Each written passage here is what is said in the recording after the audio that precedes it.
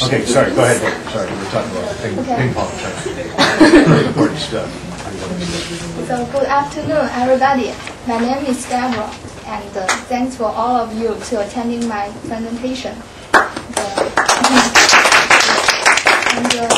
My topic is relating to the tax issue, so which is difficult for me.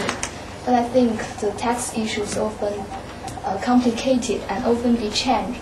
So I think prepare for it is a good learning for me. And but any mistakes, please comment, and I will thank you in advance. So anyway, knowing a little bit more tax knowledgement is better than knowing nothing. So let's begin.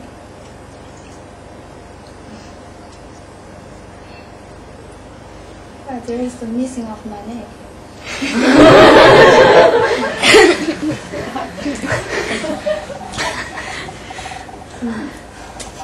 My topic is the getting your mind on taxes.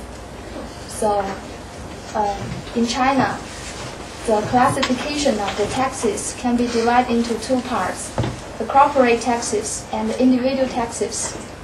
And for the corporate taxes, it can be divided in three parts. First is income taxes. The second is the value-added taxes, also can be called the VAT.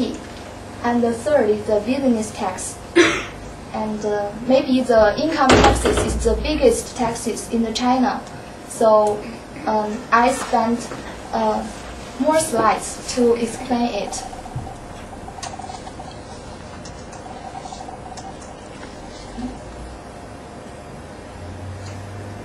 For the corporate income taxes, we must put emphasis on the new law that can be called the Corporate Income Taxes (CIT) law.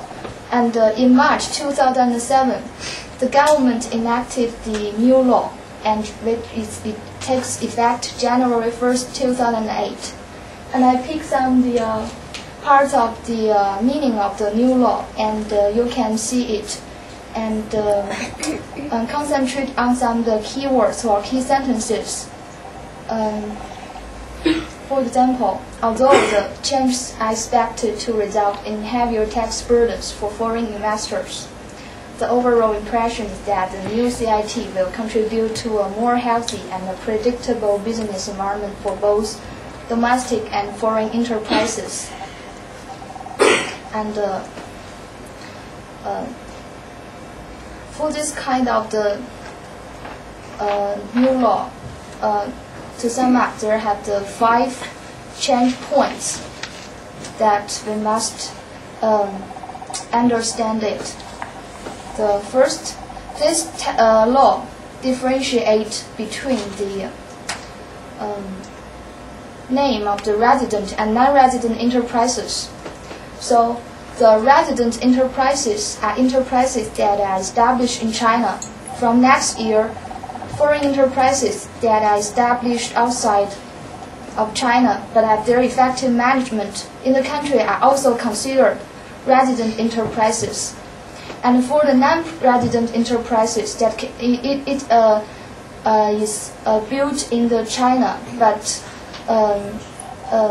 it is built outside of China, but have their effective management in the country. So from this, we just know the concept of them. We can clarify many things of them. So it has the other change from it. The second is the new law unified tax rates.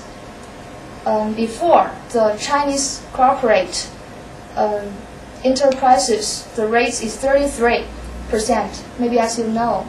And this time, maybe the unified tax level for domestic and foreign enterprises. You know, the current rules of the tax is the 2-tier system, and the domestic have been the subject to 33%, and the same to the foreign enterprises. But in practice, they often pay 24% and or 15%.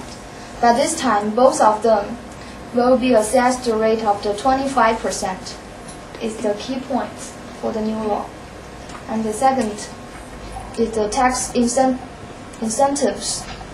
For the tax incentives, the most change is the shift from the special economic development zones to all areas, kind of the technology areas. So maybe the tax incentives has enlarged. So it's a good news for some foreigners, I think. And for the tax incentives, the preferential treatment attached anywhere no longer be restricted in the SEDZ area, anywhere western part of the China. The third is the tax deduction policies. Maybe the tax deduction policies is also the good news, because all resident enterprises can apply for the deduction. And the fourth is the anti-avoidance provision. Maybe we can talk a lot of things to it. Maybe refers to the tax haven or some the transfer pricing is also related to this kind of the provision. But generally, empower tax authorities and impose surcharge in tax avoidance cases, especially target towards domestic investors and overseas investment. Target business transactions are arranged without reasonable business purpose. Although this kind of the law increased the burden, tax burden to the foreigners, but I think it's positive. So this is the background of this kind of the law.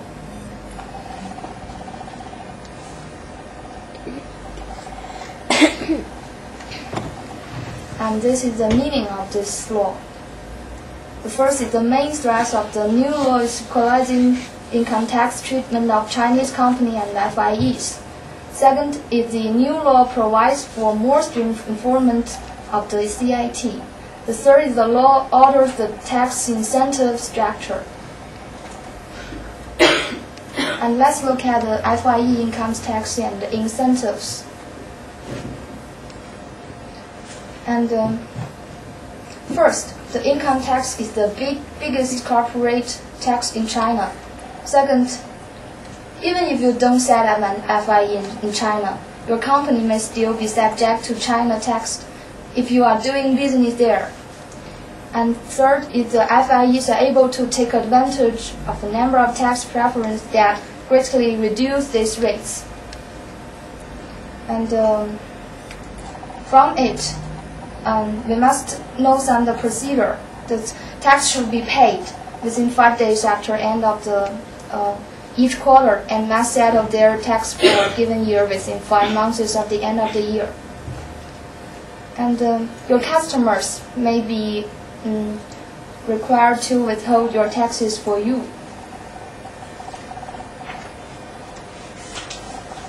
And relating to the tax preference,